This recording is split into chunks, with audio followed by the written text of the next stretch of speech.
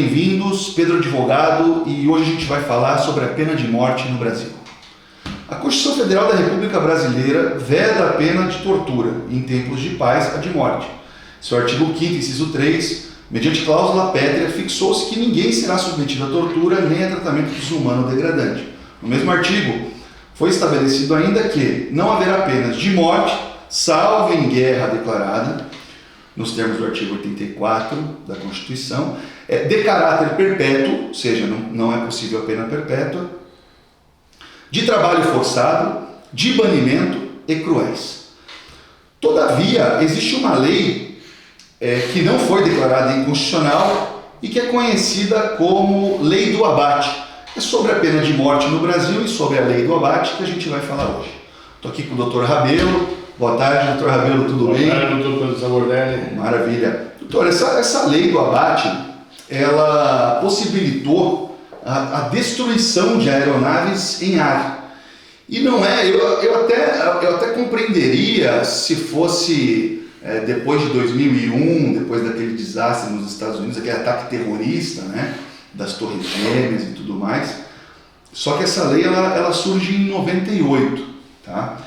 E ela alterou a Lei 7565 de 86, possibilitando a destruição de aeronaves havendo suspeita de tráfico de entorpecentes.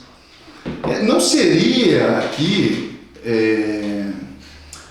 primeiro, ante a proibição de pena de morte, tá? Em tempos de paz. Ampla defesa, devido processo legal... Você autorizar o abate de aeronaves não afronta a Constituição Federal? Meu Deus, que não. Você tem questões de soberania nacional, você não sabe. Vem um avião do estrangeiro, vem um avião da Colômbia, vem um avião da Bolívia, vem um avião do Paraguai, de outro país. Você não sabe, ele pode estar carregado de explosivo. Estamos falando aqui em drogas, mas pode estar carregado de explosivo.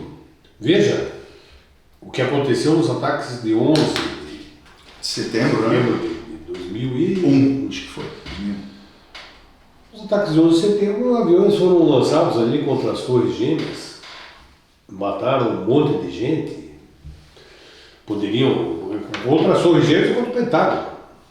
Veja aonde a coisa chegou. Só um adendo, essa lei, na verdade, ela não fala de tráfico. Mas o decreto que regulamentou fala que a aeronave suspeita pode ser também de tráfico de drogas. Sim, mas veja, a lei existe e existe o cumprimento da lei. Houve uma ampliação do leque também para os casos de tráfico. Agora, vamos imaginar o seguinte, né? Eu entendo o abatimento de aeronave para evitar o terrorismo, né? Como uma ação antiterrorista, ok. Agora, e num caso específico que há um monitoramento da aeronave, se sabe que ela está sendo usada para o tráfico de drogas, e ainda assim, ao invés de seguirem ela e tal, fazem o abatimento no ar. Isso não seria uma execução sumária? Isso não contraria... Você está criando uma situação hipotética, porque... Mas que pode acontecer, né? É difícil de acontecer isso. A ação controlada, que eles chamam da polícia, né? Então eles deixam, porque veja, a pessoa está em flagrante e não é presa. Ela, a partir do momento em que ela levanta voo no aeroporto aqui do Brasil, uma aeronave carregada de entorpecente, ela está em estado de flagrante. Quando ela carregou a aeronave em ação controlada da polícia, muitas vezes eles deixam a pessoa ir cometendo crimes para depois prender, para desbaratar uma quadrilha. Perfeito. Veja, derrubar uma aeronave, se a aeronave vem de fora, invade o espaço aéreo brasileiro, lógico que existe todo um procedimento, não é, invadiu, derrubou, não é assim. Sim. Tem uma regulamentação. Não, os caças normalmente levantam, voam, acompanham essa aeronave.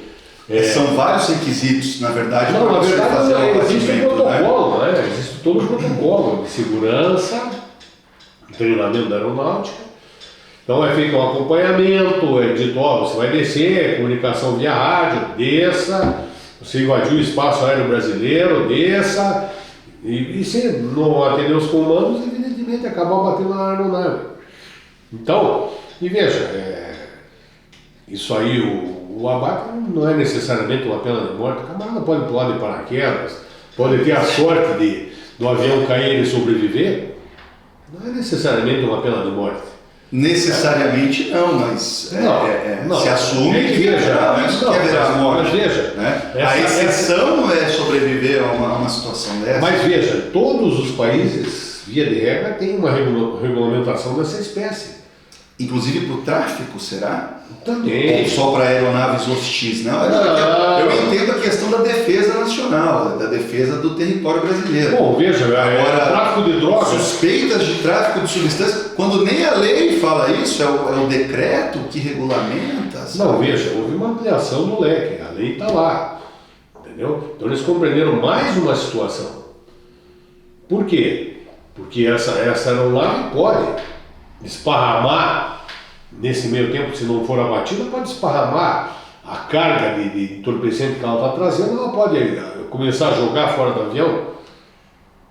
E daí? Cai no meio da selva. E daí vai. Tá. Como é que faz? Então, não, veja, eu acho que não está errado. Eu acho que essa. E também entendo que não se equipararia a uma pena de morte. Pena de morte está aí os casos específicos do Brasil. Entendeu? E veja, que era declarada, né? Prisão perpétua. Eu entendo hoje em dia. A gente vai. Hoje em dia alguns julgadores aí, eles aplicam uma prisão perpétua indireta, né? Porque no nosso sistema prisional, antigamente eram 30 anos, agora andaram ampliando para 40, e cumprimento de pena total. Se você pega uma pessoa que tenha 30 anos de idade e ela foi condenada a 40 anos, ou não, ela vai ter que cumprir a pena de 40 anos, ela tem uma condenação de 200 anos, ou 300 anos de prisão. Sim, até fazer a... Vamos dizer que ela vai cumprir um sexto de 300 para progredir. Ela tem que cumprir 50 anos. Então ela vai ter que cumprir os 40 anos integralmente. Ela não vai ter progressão de regime. E a depender da idade... E eu tenho percebido em alguns setores do judiciário, em alguns juízes aí, um desejo enorme de condenar penas absurdas. Eu assisti um julgamento no Tribunal de Justiça do Paraná, onde um batedor de carteira aí foi condenado a 40 anos. Eu estava junto, eu lembro disso. Então veja a desproporção. Meu Deus do céu, não adianta você punir. Vou punir de maneira exemplar. Não, de maneira exemplar que você vai punir o que está na lei.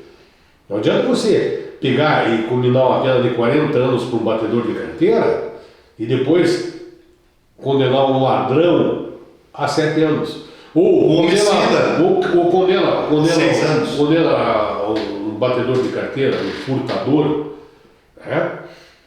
a 40 anos e o latrocínio a 20. Isso. Pronto. Ou a 30. Ou os 40. Este caso até do batedor de carteira foi acho que 2 ou 3 casos antes do que o Dr. Rabelo ia expor lá junto ao tribunal, e o desembargador considerou que não se trataria de furto, mas de roubo, porque ele tomava, né, esse ato dele tomar, entendeu que era mediante violência.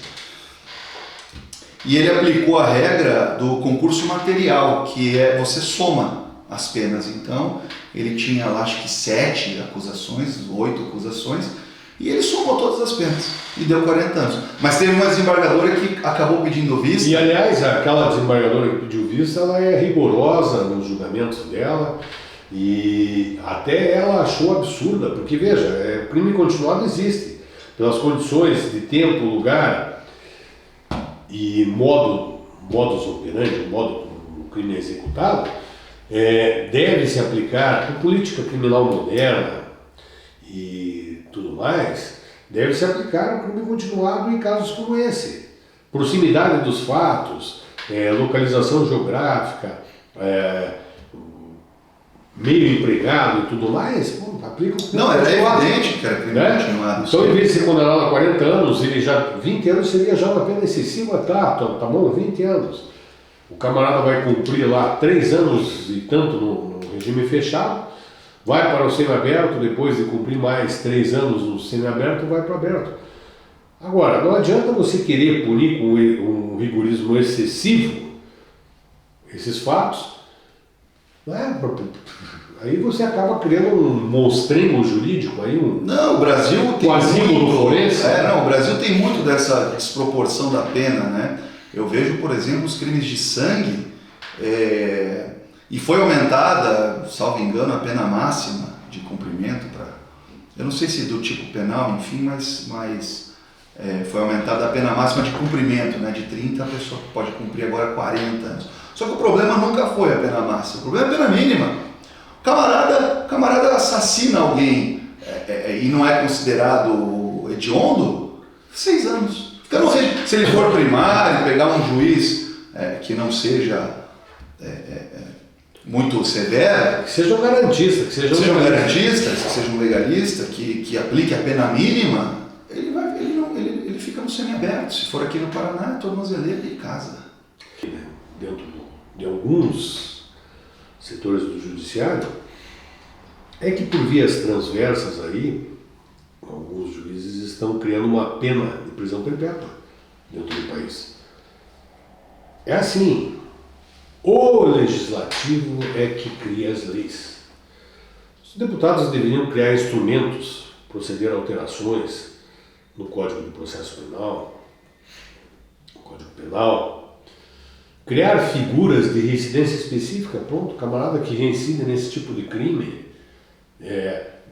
foi condenado uma vez. Na primeira vez ele tem direito à progressão de regime, com os parâmetros mínimos.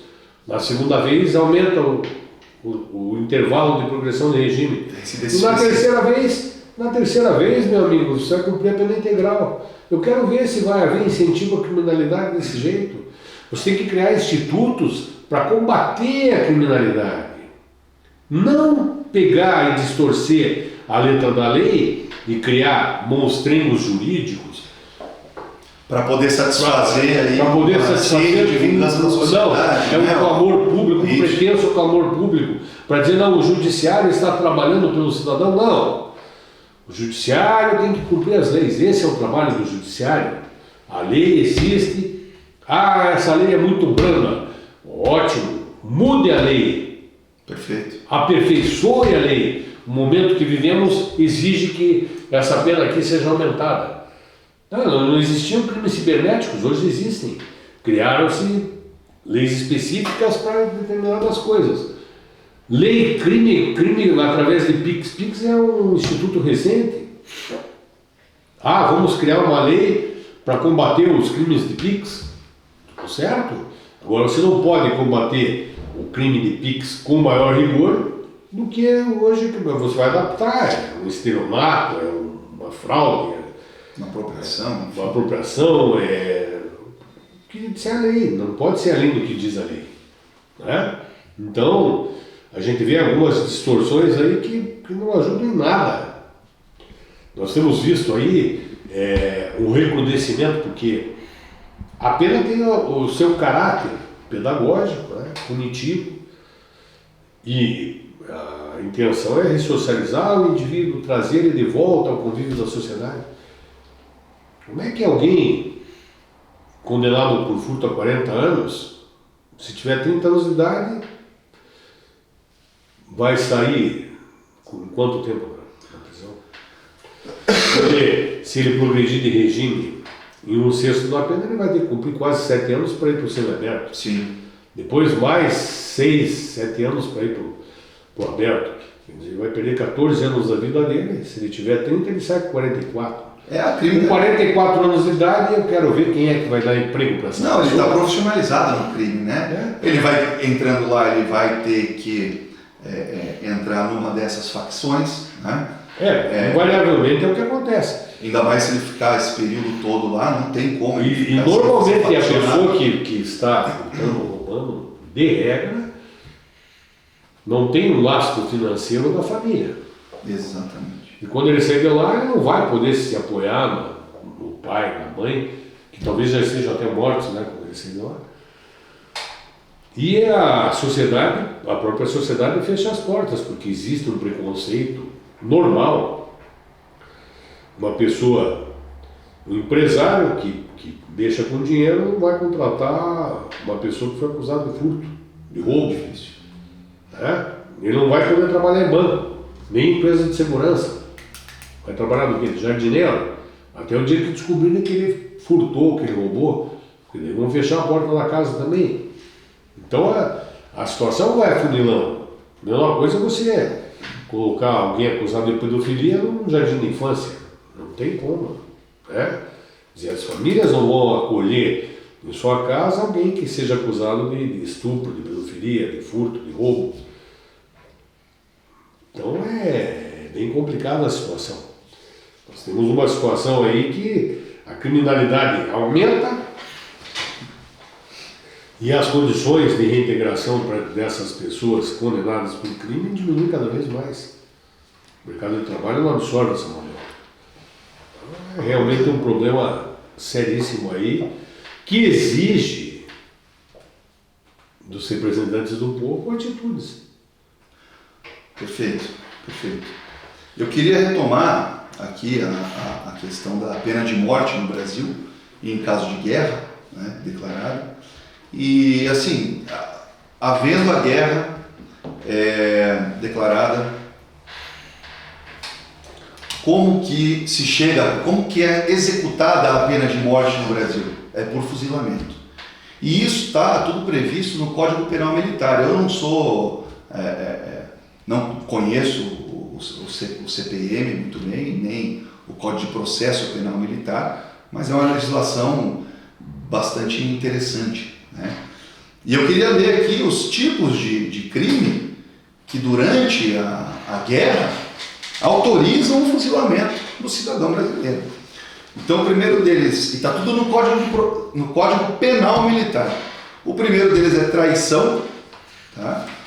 Tomar o nacional armas contra o Brasil ou Estado aliado, ou prestar serviço nas Forças Armadas de nação em guerra contra o Brasil. Pena, morte em grau máximo, reclusão de 20 anos, grau mínimo. Todas elas são morte em grau máximo e reclusão de 20 anos em grau mínimo, provavelmente em decorrência do efeito que essa traição vem a causar ao país. Esse sujeito pode ser condenado à morte ou ter a sua pena de reclusão por no mínimo 20 anos decretada. Favorecer o inimigo, favorecer ou tentar o nacional, favorecer o inimigo, prejudicar ou tentar prejudicar o bom êxito das operações militares. Comprometer ou tentar comprometer a eficiência militar. Também pena de morte, grau máximo. Tentativa contra a soberania do Brasil. Praticar o nacional o crime definido no 142, morte em grau máximo. Coação a comandante. Entrar o nacional em conluio, usar de violência ou ameaça, provocar tumulto ou desordem com o fim de obrigar o comandante a não empreender ou acessar a ação militar, a recuar ou a render-se. Também causa pena de morte. Eu estou lendo que eu achei interessante, né? As tipificações que podem vir a causar o fuzilamento em tempos de guerra. Informação ou auxílio ao inimigo. Prestar o nacional ao inimigo informação ou auxílio que lhe possa facilitar a ação militar. Aliciação de militar. Aliciar o nacional a algum militar a passar-se para o inimigo ou prestar-lhe auxílio para este fim. Ato prejudicial à eficiência da tropa. Provocar o nacional em presença do inimigo a debandada de tropa ou guarnição. Impedir a reunião de uma ou outra ou causar alarme com o fim de nelas produzir confusão, desalento ou desordem. Essa é complicada, hein?